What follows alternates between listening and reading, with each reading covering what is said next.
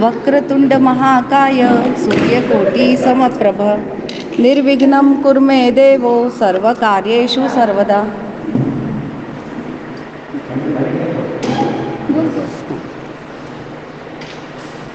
गणनाथ सरस्वती रवि शुक्र बृहस्पती पंचेताने स्मरे नित्यं वेदवाणी प्रवर्तते. गुरुर्ब्रह्मा गुरुर्विष्णू गुरुदेवो महेश्वरा गुरु साक्षात परब्रह्म तस्मै श्री गुरुवे नमः. सर्वप्रथम मंदिरातले सर्व देवतागणांना सद्गुरू गजानन महाराजांना श्री साष्टांग नमस्कार करते. तसेच माझे आराध्य परमपूज्य तीर्थस्वरूप सद्गुरू दादाजी मोनी महाराज आणि डॉक्टर काकांनाही श्री साष्टांग नमस्कार करते. तसेच आमची आध्यात्मिक पथप्रदर्शक तीर्थरूप गुरु माऊली सो सविताताई यांनाही श्री साष्टांग नमस्कार करते. आणि मंदिर प्रांगणात उपस्थित सर्व श्रोतागणांना नमस्कार करते. आणि आपल्या हृदयस्थ भगवंताला जो शिवोहम आहे, जो माझ्याकडून वदवून घेणारा आहे, अशा शिवोहमला नमस्कार करते. चातुर्मास उत्सव समिती ब्रह्मपुरी अंतर्गत होणाऱ्या या कार्यक्रमात जीवन उपयोगी अद्वितीय ग्रंथ जो समर्थ सद्गुरू राष्ट्रगुरू स्वामी रामदास समर्थनी वदवला श्रीमद दासबोधच्या 18व्या दशकातली पंचम समास करंट परीक्षा निरूपण नाम या निरूपणाचा जे विश्लेषणाचे कार्य मला मिळाले आहे त्याबद्दल मी सर्वप्रथम सद्गुरू राष्ट्रसंत स्वामी रामदास समर्थांना श्री साष्टांग नमस्कार करून प्रार्थना करते की तुझ्या दासबोधासी त्वाम बोधवावे. हे सद्गुरू समर्था, आपल्या आज्ञेने गुरु माऊलीच्या कृपेने जैसे तुम्ही त्या समासामध्ये समजावलं तसेच मी समजले, तेच मला उमगले, म्हणून त्यात काही चुका होईल तर क्षमा असावी. दासबोध हा ग्रंथ नसेही अमृतसरिता आहे, त्यामध्ये आम्हाला सर्वांना वाहून जायचं आहे. ज्या समासाबद्दल कबीराचा एक दोहा आठविला आहे मला. पोथी पढ़ पढ़ जगमुआ पंडित भयान कोय, ढाई अक्षर प्रेम का पढ़े सो पंडित होय. कबीरा पढ़े सो पंडित होय. ही जी ओळी आहे त्याच्यावरून आपल्याला याचा मजकूर समासाचा समजला असेल की पोथीबद्दलच समर्थांनी या समासात सांगितलं आहे. यावरून आपल्याला कळलेच की स्वामी सद्गुरू रामदास या समासात काय सांगायचा प्रयत्न करीत आहे. सद्गुरू सांगतात आहे की मी पहिले ही ओळी वाचून घेते. एवढी. धान्य उदंड मोजिले परी त्या मापे नाही भक्षिले, विवरल्या विण तैसे झाले प्राणी मात्रासी. श्रीराम पाठ म्हणता आवरेना, पुसता काहीच कळेना, अनुभवत पाहता अनुमाना मध्ये पडे. शब्दरत्ने परीक्षावी, प्रत्ययाची पाहून घ्यावी, येरते अवघे सांडावी एकीकडे. श्रीराम नावरूप अवघे सांडावे, मग अनुभवास मांडावे, सार असार एकची करावे हे मूर्खपण. श्रीराम लेखके कुळ समजावे किंवा उगेच वाचावे, येणे दृष्टांते समजावे कोणीतरी. श्रीराम जेथे नाही समजावीस तेथे आवघी कुसमुस पुसो जाता वसवस वक्ता करी. याबद्दल सद्गुरू सांगतात, एका माया किंवा मापा किंवा पायलीची कितीही अखंडित धान्य मोजले आपण तर पायली तर धान्य खाणार नाही है ना. तशाच प्रकारे शेकडो ग्रंथ वाचून हजारो श्लोक पाठांतर केले करून मजकूर कळला नाही, चित्त लागले नाही, म्हणून कोणी विचारले तर शंका समाधान ही करू शकाल नाही. त्या कठीण शब्दाचं गुंतून अडकून गेले तर पाठांतर काय अर्थ. समर्थ म्हणतात, पहिले व्यवस्थित वाचून शब्दरत्नाचे अर्थ कळून घ्यावे. जे जीवनापयोगी कामाचे आहे, समजत आहे तेच द्यावे आणि बाकी सोडून द्यावे. याबद्दल संत तुकडोजी महाराजांनी सांगितले आहे, किती द्यावा किती सोडावा, कोणत्या भावे उद्योग करावा, कोणाचा उपदेश ऐकावा, किती द्यावा किती सोडावा विचार बळे. हेची पठणे आधी करावे, मग कर्तव्य तत्पर व्हावे, पुढे पुढे अनुभवातील जावे, ज्ञान पुढील मार्गाचे. ऐसे अनुक्रमे ग्रंथ वाचावे, तरीच ज्ञान संपादावे. एरवी पारायण करीत भरावे, काय होते जयाने. त्यांनी ग्रामगीताच्या असेच तुकडोजी महाराजांनी ग्रामगीताच्या 40व्या ग्रंथ अध्यायाच्या एक उदाहरण दिले आहे की एक सज्जन पंडित असतो. त्यांना भेटायला येतो. म्हणतो की मी 12 वर्षेपर्यंत ज्ञानात्मक ब्रह्मसूत्र, उपनिषदे, पुराण, भागवत, अध्यात्म पारायण वाचले, पण मला काही ब्रह्मज्ञान झाले नाही. आता मी काय करू? तेव्हा तुकडोजी महाराज विनोदानी म्हणतात, अरे परमार्थ कशाला साधते? पहिले सगळे ग्रंथ कांडून घे, चुरा करून घे, मग त्याचा तीर्थ करून पी. आता त्या सज्जनांनी घरी जाऊन तसेच केले. पूर्ण ग्रंथ फाडले, त्याचा चुरा करून खलबत्त्यात कुटले आणि सकाळी उठून संताजवळ गेला आणि म्हणाला की दूध किंवा पाणी कशाने काय टाकू त्याच्यामध्ये आणि कोणत्या दिशेला बसू तर मला ब्रह्मज्ञान प्राप्त होईल. आता तुकडोजी महाराज हसले, म्हणाले, अरे मुढा, मी तर विनोद केला होता. वारे मंदबुद्धी, अंधा अनुकरण करणारा, यांनी तुला काय ज्ञान प्राप्त होणार आहे? तेव्हा म्हणाले की आम्हाला जसं ज्यांनी सांगितलं ते सज्जन म्हणाले की आम्हाला जसं ज्यांनी सांगितलं तसं आम्ही केलं, त्या दिशेने आम्ही चाललो. म्हणाला बसून तीर्थ पियाला सांगाल तुकडोजी महाराज, तुम्ही बसून तीर्थ पियेल, जसं म्हणाल तसं करेल. तेव्हा तुकडोजी महाराज म्हणाले की मी चुकलो, तुझे एवढ्या ग्रंथाचे पाठांतर ज्ञान किती समजले या कृत्यावरून कळले. तेव्हा तुकडोजी महाराज म्हणाले, ग्रंथ तो वाचावा, रोजच्या जीवनात उपयोगी अनुभवता येईल असा ग्रंथ वाचला पाहिजे. त्याच्यावर तुकडोजी महाराज म्हणाले, कसे बोलावे, राहावे, झोपावे, उठावे, स्नान करावे, पूजा कशी करावी, कैसे कर्म करावे, किती सोडावे, किती द्यावे, याचा अभ्यास कर, मग कर्तव्य तत्पर हो. तुकडोजी महाराज म्हणतात, शास्त्र प्रचिती गुरु प्रचिती, मगची होते आत्मप्रतीची. याच्याबद्दल काल आपल्याला गुरुमाऊलींनी सांगितलंच आहे. याचबद्दल काल बोलल्या होत्या त्या की पहिले शास्त्र प्रचिती करा, मग गुरु प्रचिती करा, मगची तुम्हाला ज्ञान होईल. ह्याच प्रसंगावरून स्वामी रामदास समर्थ म्हणतात, समासमध्ये म्हणतात, जसे जात्यावर पासावर वैरण घातले, घाईघाई ओढले तर त्यात पीठ पडेल का? आता लवकर लवकर लवकर लवकर करा, धान्य टाका आणि करत बसा तर त्याचं पीठ तर काही निघणार नाही आहे. तसंच आई लहान मुलाला घास तोंडात घालताना एक घास घालते, दुसरा घालते, तिसरा घालते, लगातार भरवत राहते, पण मुलाला चव काही समजणार नाही आणि अंगी पण लागणार नाही. फक्त खा रे बाबा, खात बस, असंच होईल.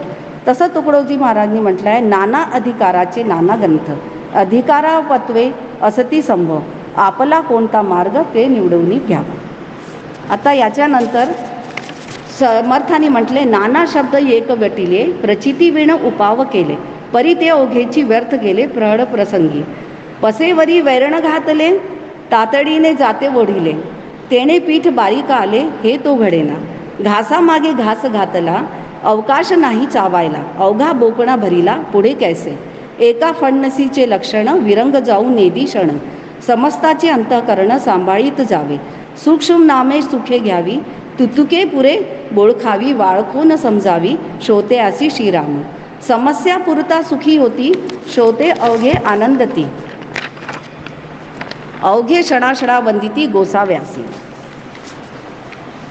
आपले कर्म संपलोनी सगळे, जो दुसऱ्याच्या सेवेसी वळे, तोची वडे चढे कार्य वळे, लोककासी आणि उन्नतीसी.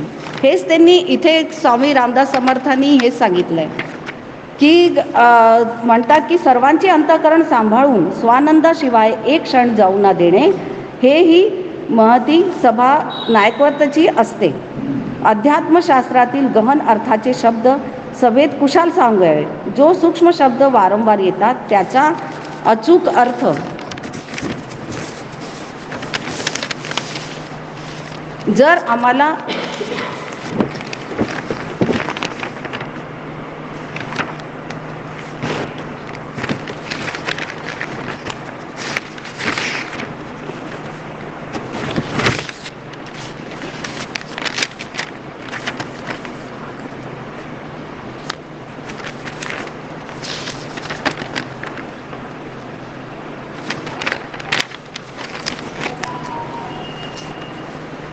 जर आम्हाला शुद्ध सोने घ्यायचे असेल तर आम्ही सोनाराकडून कसावर लावून तापवून नीट पाहून घेऊन, तसंच ग्रंथाचेही वाचन मनन श्रवण ही अनुभव घेऊन पुढे वाढवावे.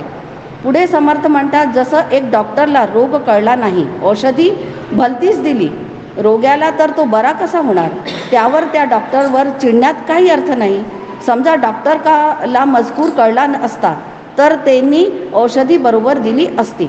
समर्थ म्हणतात याचाच अर्थ खोटं कुठेच चालत नाही. खोटं कोणाला पटत नाही. जे सत्य आहे तेच मानावे.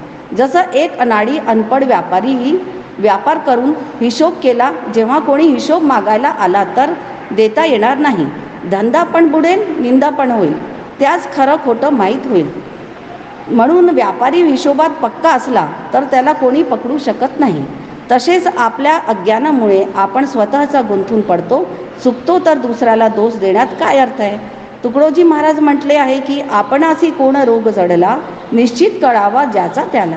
त्याची रोगाचा उपाय केला पाहिजे आधी. परी जो आपणासी ओळखून येणे, त्यासी सहाय्य लागे देणे.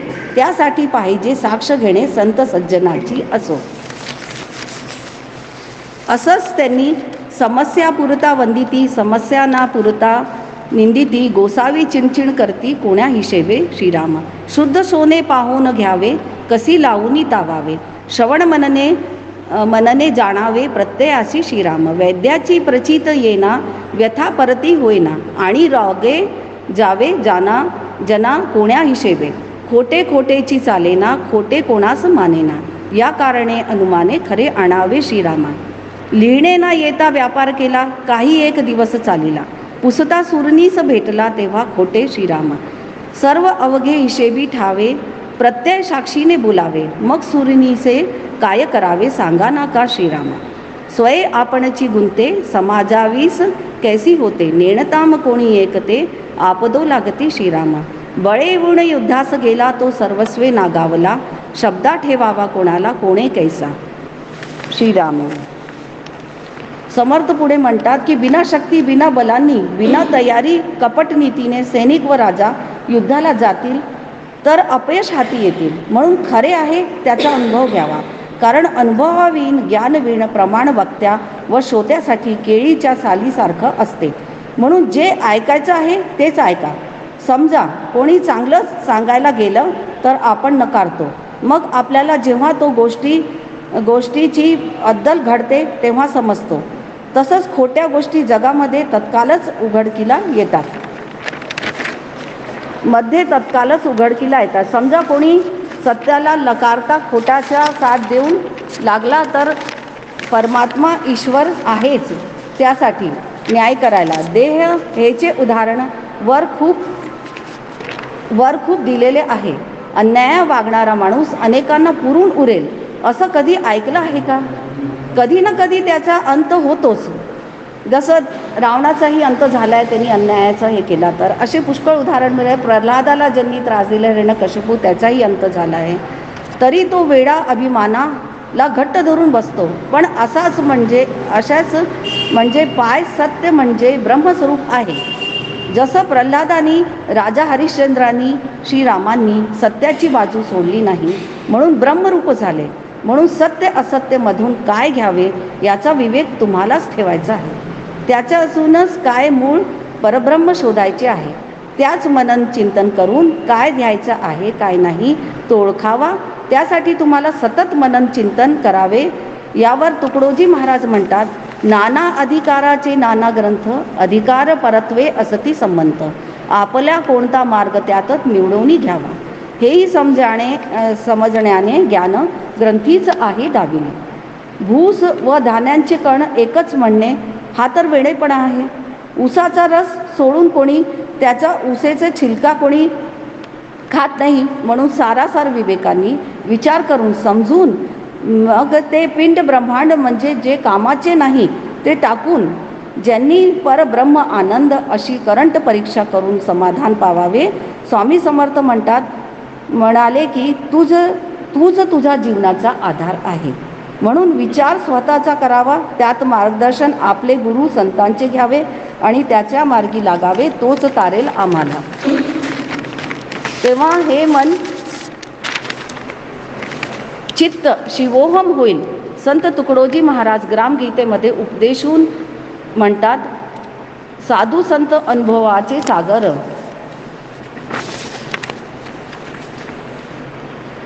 त्यांना कळतो पुढील व्यवहार, जीवाचा कैसा होय उद्धार, काय करावे त्या लागी, कोणास काय साधन द्यावे, हे त्यासीच कळे स्वभावे, म्हणून गुरु प्रचितीस घ्यावे, बोललो आम्ही, कोणते ग्रंथ कोणी वाचावे, संती कथिलिये ते बरवे, सदाचार्य नित्य नवे घ्यावे, वाचोनी आधी, देवभक्त नाही दुजे, कळले अनुभवाने सहजचे, विश्वी विश्वाकार होईजे, ऐसे झाले मग तेथे, ग्रंथ वाक्याने वृत्ती चढली, गुरुबोधाने अनुभवली वळली, आत्मरुचीने तदाकार झाली अखंड जैसी, मग कशाचे ग्रंथ वाचन, जे करील तेची समाधान, जे बोलेल तेची ग्रंथ ज्ञान, होईल स्वय,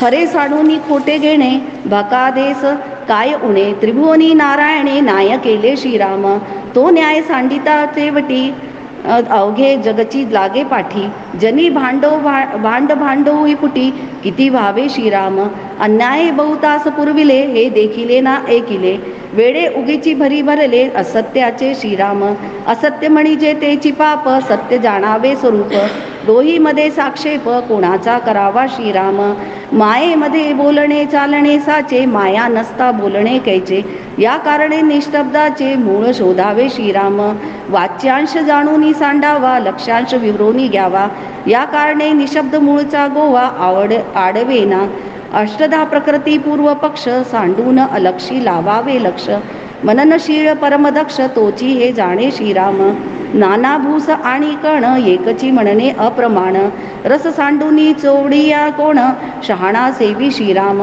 पिंडी नित्य विवेक, ब्रह्मांडी सारासार अनेक, सकळ सोदुनिया एक, सार घ्यावे श्रीराम, माये करिता कोणी एक, अन्वय आणि व्यतिरेक, ते माया सत नसता मन विवेक, कैसा करावे श्रीराम, तत्वे तत्व सर्व शोधावे, महावाक्यी प्रवेशावे, आत्मनिवेदन पावावे, समाधान श्रीराम, इति श्रीदासबोध कृत गुरु शिष्य संवादे करंट परीक्षा निरूपण नाम समास पंचम. शेवटी हेच सांगणे, सद्गुरु माऊली जे पण ते आम्ही काल ऐकलेच की सद्गुरु संत आणि शास्त्र च्यामध्ये चित्त लावायला प्रयत्न करावे आणि आम्ही करायचे प्रयास करतो आहे. नक्की सद्गुरु माऊली च्या उपदेशाने, मार्गदर्शनाने, शास्त्राच्या वाचनाने आमचे चित्त नक्की शिवोहम शिवोहम होईल अशी सद्गुरुचरणी प्रार्थना करते.